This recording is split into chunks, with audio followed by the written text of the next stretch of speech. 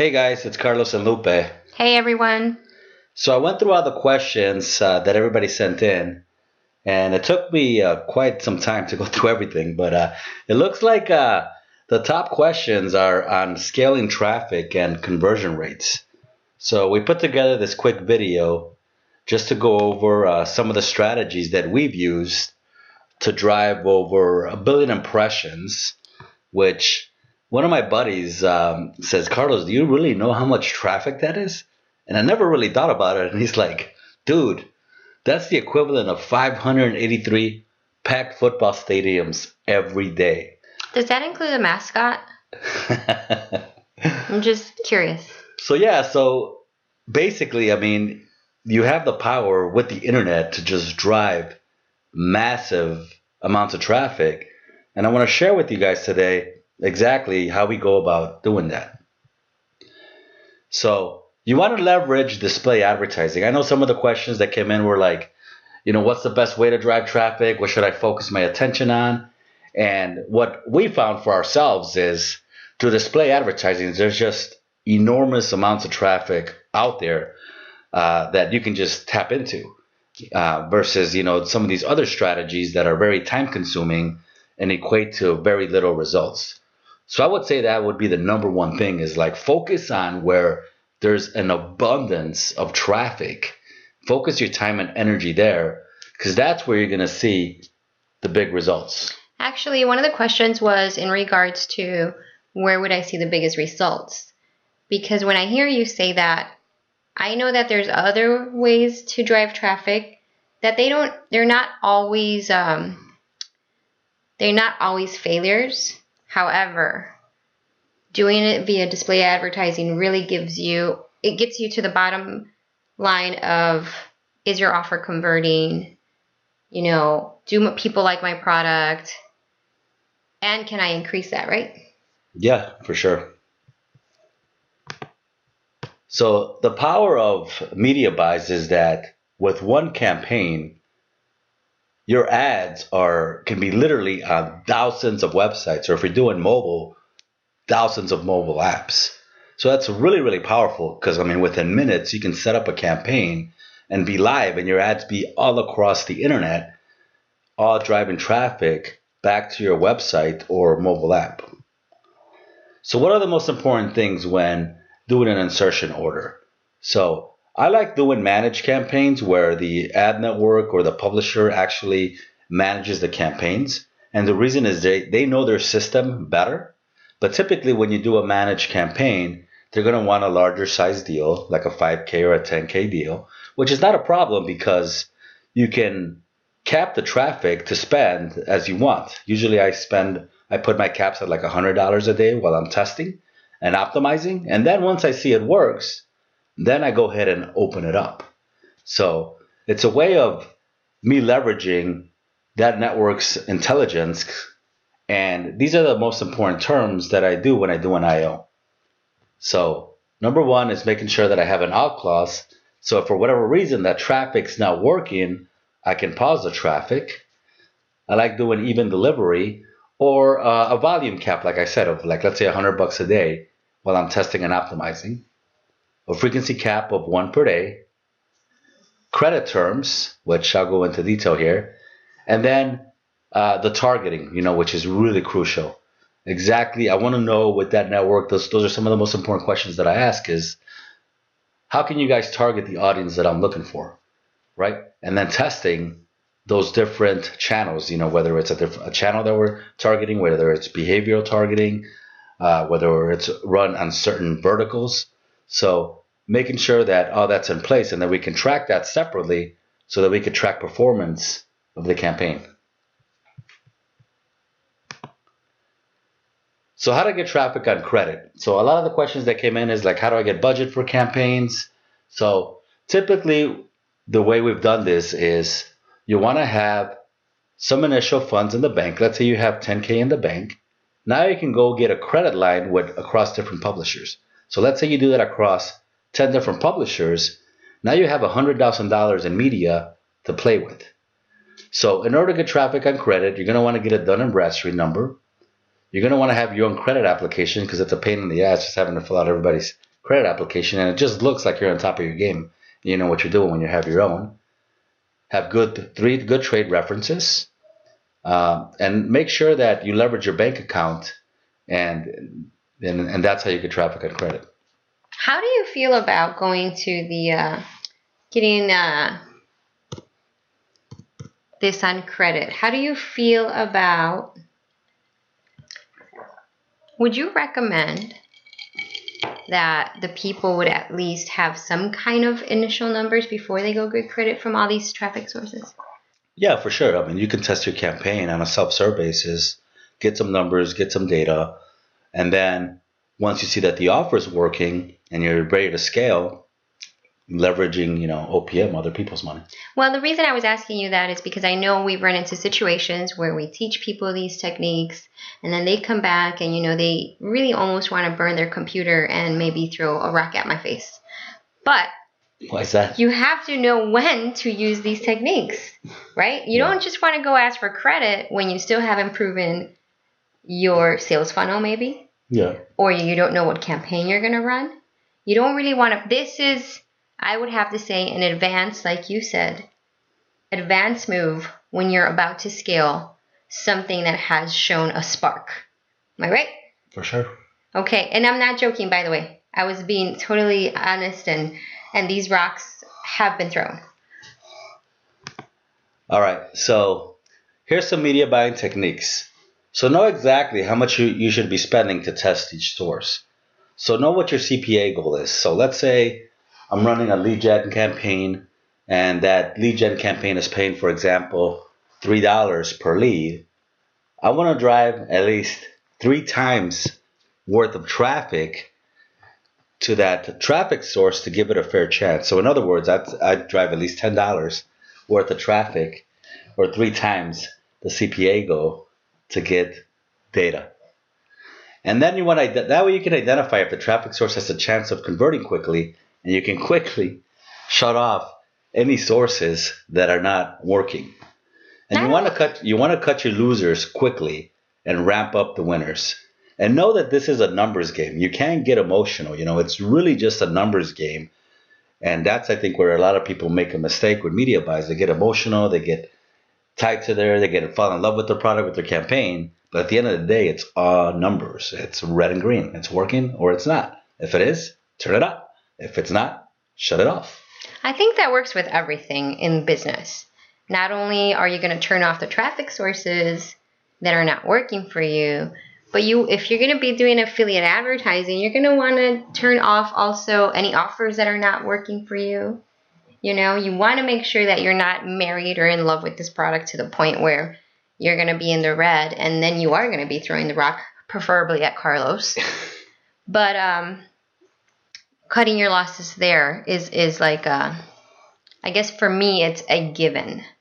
So pay attention to that. And would you say, I have another question for you. And the reason I'm just asking you questions is I know these are some questions that pop into people's heads because they've asked me these questions before. But I really want your feedback on it. So you say identify if the traffic source has a chance of converting quickly. If not, you cut your losers. I get that.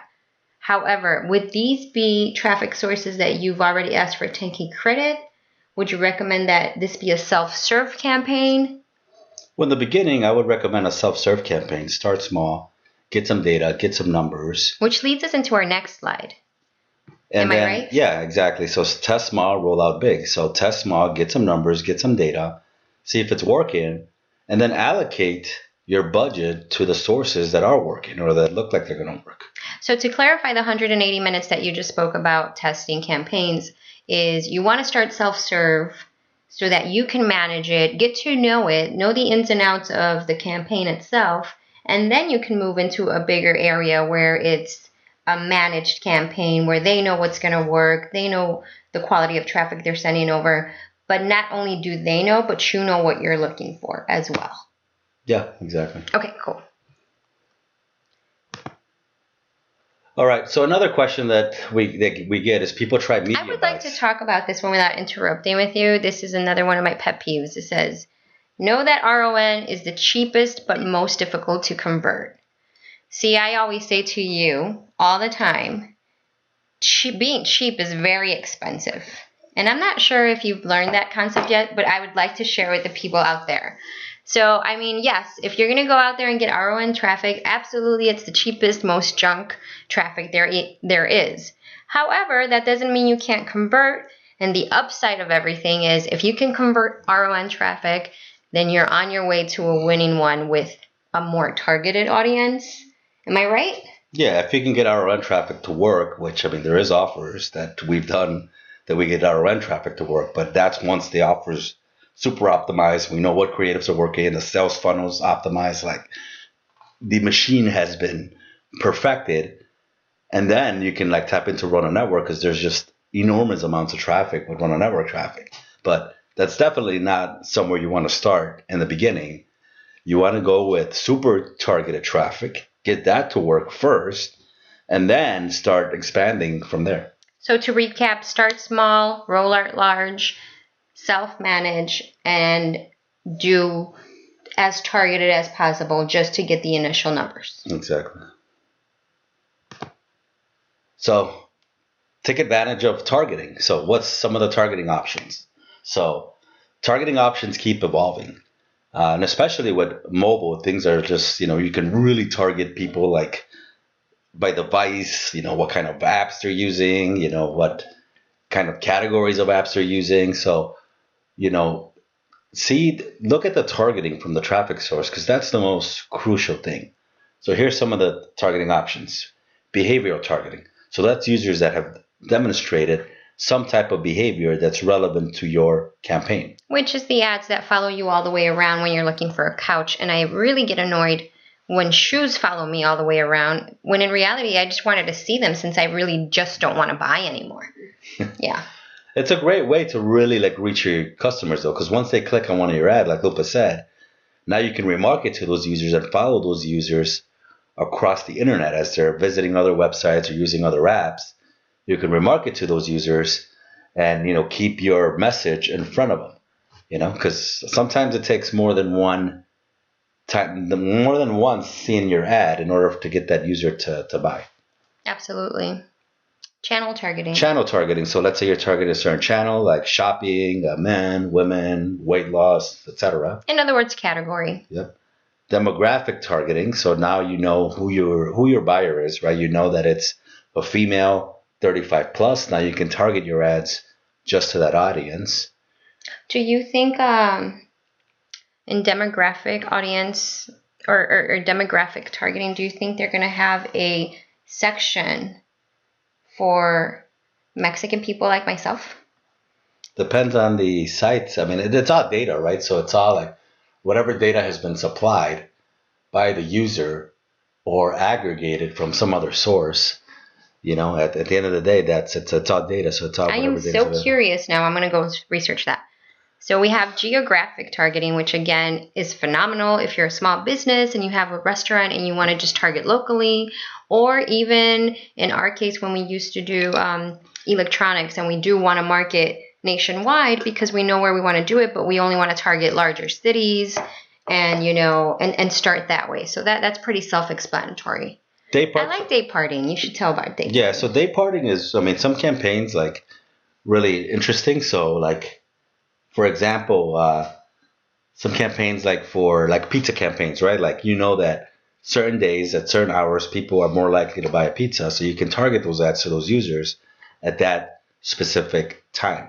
Absolutely. Or even your campaign, as you're gathering data, start looking at the day part data. And you may find that I've had campaigns that on weekends, the numbers more than double. So now on weekends, we really scale it up, right? So it's really crucial to look at that data so you can optimize and leverage that and make the campaigns as profitable as possible. Contextual and keyword targeting. So that's targeting users that based on keywords or URLs of websites that they're visiting. And then pixel optimization targeting or postback URLs. So that's basically just optimizing the campaign based on what traffic sources are working. So some of the other questions that came in was on conversion. So let's go into that because I always tell people traffic is the easy part, right? As long as, you really have to focus on conversion. You have to get the offer, the creatives, the sales funnel. You have to get that converting. Because once that it's in place, the traffic part is easy. I mean, it's just a matter of turning on some campaigns or making a few calls, and boom, you can have traffic, instantly. So the most crucial part of your funnel is your creatives, right? Because that's the first thing that people see. So the goal of your creative is to have the highest eCPM in your market, because now you can leverage other competitor traffic sources, right? In other words, you want to have killer ads that just get really high click-through rates and then turn those visitors into sales for your campaigns. And we're going to share some of the strategies that we've used to do that. So one of the most important things that I learned was that there's a part in our brain called the Broca's area that only responds when there's like something that's unusual, right? Something new. And if you look at movies, right?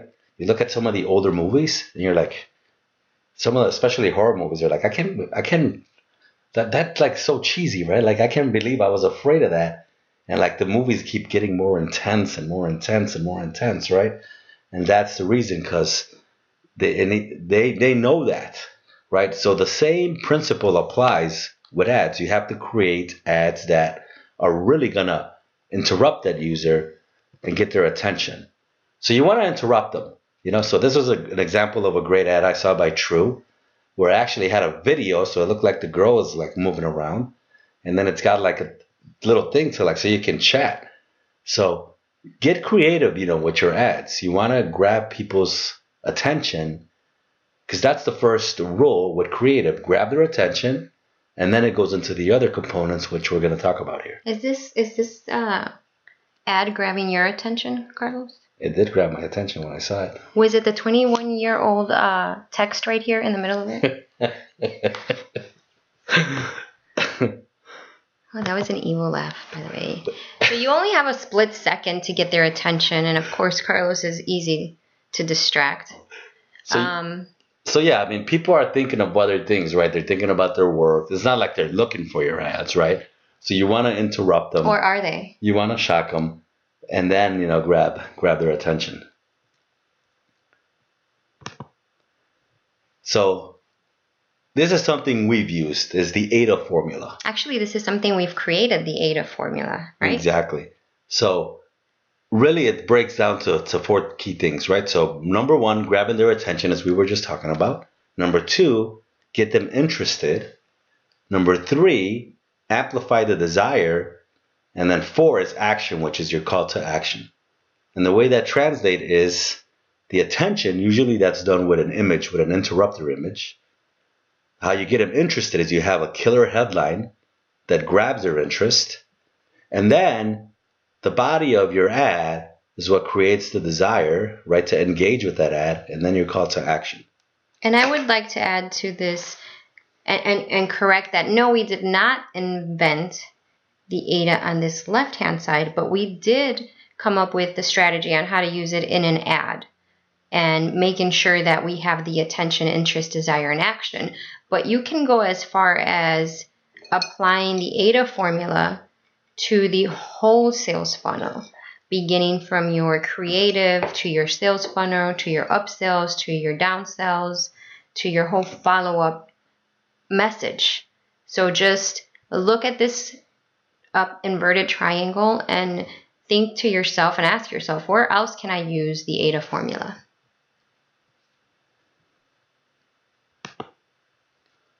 All right, so are you using these 4 key components in your ads? Number 1, again, grab their attention, a headline that creates interest, and then a strong call to action. So what we do is we'll create different variations of ads, load them up, rotate, and then let them tell us what ad's going to work the best, right? And you can figure out what hook, what headline, what image, call to action, all the key components of your marketing. You can figure out quickly by running banner ads. Because with banner ads, I mean, you can get millions of people seeing the ads, so you can get data very quickly. So here's how we break it down. So if you look at the headline, right? And a lot of times, like, people run a campaign and say, oh, it didn't work. But it really comes down to the optimization, right? So if you look at the top headline, we're at $1 CPM versus the bottom headline is only at 49 cents. So let's say we were paying 75 cents CPM for this traffic, then if we would have just ran it with some of these other headlines, the same exact ad, that traffic wouldn't have backed out. And if you see the sub headline, we saw major improvements there. We went from 83 cents to almost $4 effective CPM. So this is how you make campaigns extremely profitable, is you optimize and you really just perfect the ads. Call to action, we went from $1.11 to $2.10. So here's some of the other things that, some of the other fundamentals that we used is, are your ads following the KISS and glance formula? So the KISS is the keep it simple, stupid, right? Like, just keep the ads really simple. And the glance formula is like, if I'm standing 6 feet away from my computer, can I clearly see the image, the headline, and the call to action for that ad? If not, then there's a good chance that ad is going to underperform. Next, have you found the best interrupter image? So we talked about interrupter images and how important it is. So you definitely want to split test. You want to rotate. You want to get creative with there, because that's the main thing that's going to get people to look at your ad to begin with. So make sure you split test and you find the best interrupter image. Next is, have you found the best hook?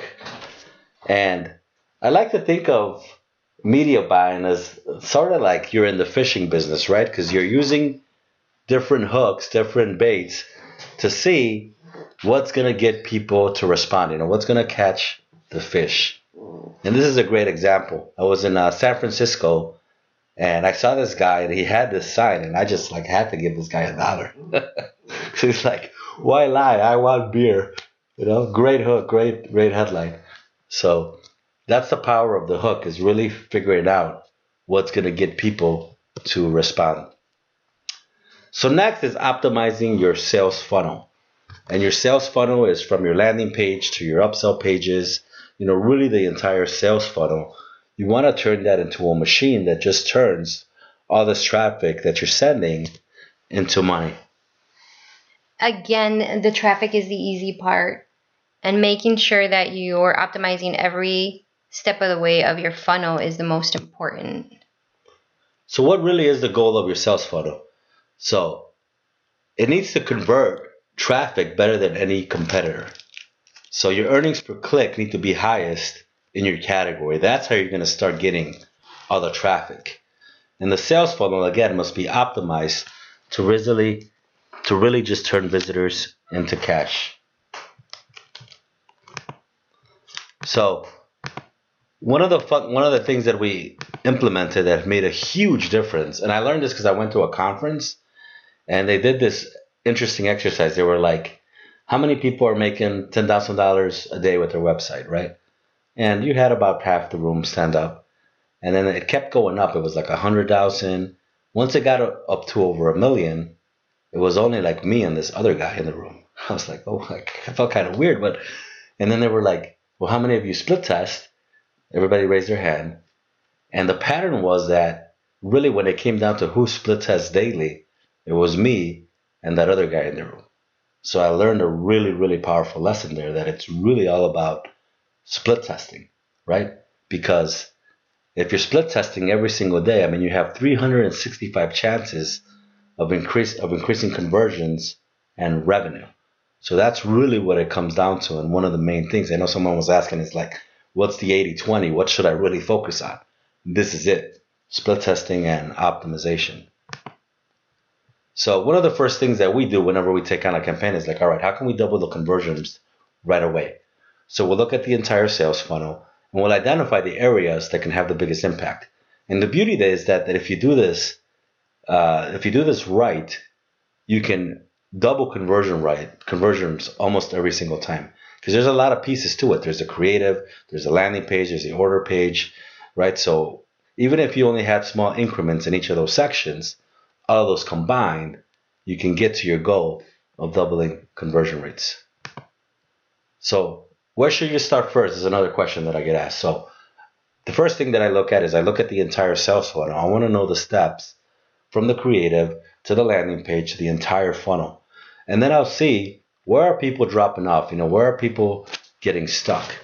And once I know that, then that's where I put my attention, because your funnel is only as strong as your weakest link.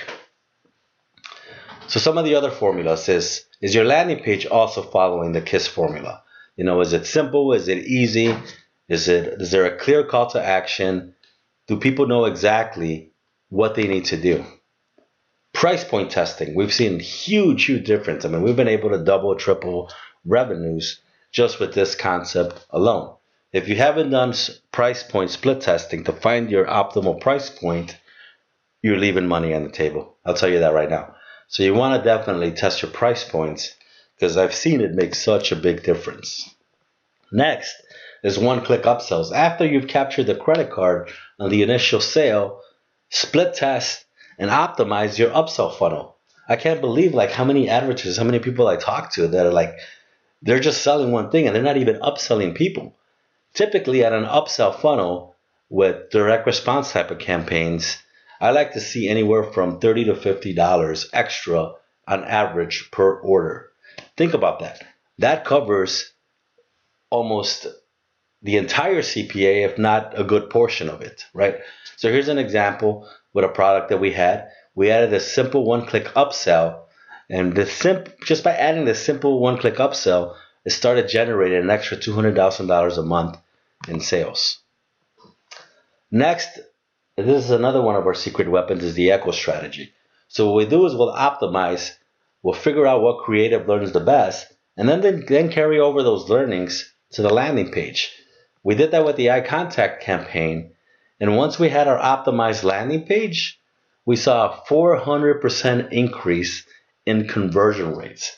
And that's when we were able to blow up the campaign and just start driving massive amounts of traffic. So within 4 months, we're doing over 1 billion impressions a month, became a top 1,000 site in Alexa, and as a result, Eye Contact ended up getting acquired for $169 million. So these tactics that I'm telling you are proven and very, very powerful when you implement them into your business.